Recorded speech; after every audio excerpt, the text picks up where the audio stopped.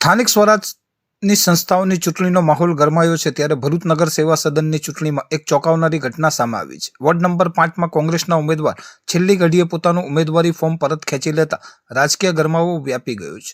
ભરૂચ નગરપાલિકાના ward number 5ની બેઠક માટે ચૂંટણી પ્રક્રિયા ચાલી રહી છે। આ બેઠક પર ભાજપ અને કોંગ્રેસ વચ્ચે સીધો જંગ મનાતો હતો। જો કે ફોર્મ ખેંચવાના છેલ્લા દિવસે કોંગ્રેસના સત્તાવાર ઉમેદવાર રાજવીર વસાવાએ અચાનક પ્રાંત અધિકારીની કચેરી પહોંચી પોતાનું ફોર્મ પરત ખેંચી લીધું હતું। પ્રાંત અધિકારીની કચેરી ખાતે હાઈ વોલ્ટેજ ડ્રામા જ્યારે રાજવીર વસાવા ફોર્મ પરત ખેંચવા ત્યારે રચાયો હતો ત્યારે કચેરીની બહાર અને અંદર ભારે રાજકીય ડ્રામા સર્જાયો હતો। કોંગ્રેસના કાર્યકરો અને હોદ્દેદારોમાં આ નિર્ણયને લઈ ભારે આશ્ચર્ય અને રોષ જોવા મળ્યો હતો। બીજી તરફ ભાજપની છાવણીમાં ઉત્સાહનો માહોલ જોવા મળ્યો હતો। કોંગ્રેસના ઉમેદવાર દ્વારા મેદાન છોડી દેવામાં આવતા હવે આ બેઠક પર ભાજપના ઉમેદવાર દેવેન્દ્ર વસાવા બિનહરીફ જાહેર થવાની પૂરેપૂરી શક્યતા છે। સત્તાવાર જાહેરાત હવે માત્ર પ્રોટોકોલ મુજબ બાકી રહી છે।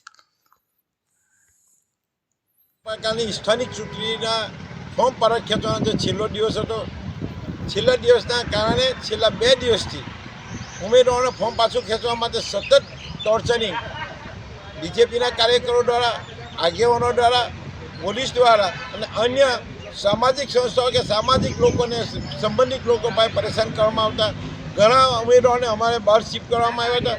જે ઉમેદવારો અમારા નજીકમાં હતા તે લોકોને અમે રાત્રે અમે સાથ અને સહકાર આપવો પડ્યો છે। આજના દિવસે એ લોકો 5 થી 7 ફોર્મ પાછું ખેંચવાના હતા પણ 2 ફોર્મ પાછા ખેંચી શક્યા છે। પોલીસનો સહકાર ના હોતે તો આ 2 ફોર્મ પર આજે પાછા ખેંચાત નહીં। પોલીસને અમે સતત વાત કરી, પ્રાંત સાહેબને પણ અમે રિક્વેસ્ટ કરી કે ભાઈ બધા દરવાજા બંધ કરો, એક જ દરવાજો ચાલુ રાખો અને સિક્યુરિટી પોઈન્ટ ઓફ લોકશાહી બતાવવા માટે તમે સાથ અને સહકાર આપો। પણ પોલીસ આજે ભાજપની દલાલ બનીને બીજા 2 ફોર્મ જે ખેંચાયા તેમાં ભાજપની પોલીસની મોટી જવાબદારી આજે ફિટ થાય છે। અને છેલ્લા ફોર્મ ખેંચવામાં ઉમેદવારની સાથે જે અન્ય કાર્યક્રમો ઘૂસી ગયો છે એના બાબતે અમે ફરિયાદ આપી છે। 5 મિનિટ સુધી અંદર રોકાયેલો છે એનામાં અમે ગુનો દાખલ કરવાની અમે અરજી આપી છે। છેલ્લો દિવસ હતો અને સતીન મહેતા મારી પર પણ ઘણા ફોન આવ્યા ધર્મેન્દ્ર પ્રજાપતિએ મને અહીંયા નાયબ અધિકારી ચૂંટણી કમિશનરની ઓફિસમાં મને ધમકી આપી કે તું 5 મિનિટ ઉભા રહે તને બતાવું છું। આ રીતનું માહોલ, આને ચૂંટણી કહેવાય જ નહીં, આ લુખ્ખાગીરી કહેવાય અને લુખ્ખા તત્વો આપણા ભરૂચ પર રાજ કરવા જઈ રહેલા છે, કરી રહેલા છે અને કરવા જઈ રહેલા છે। તો ભરૂચની જનતાને પણ એટલી અપીલ છે કે તમે આ લુખ્ખાઓને આપવા માંગો છો। ડેમોક્રેસીની કહેવત એવી છે કે in a democracy you get the government which you deserve, બરાબર છે।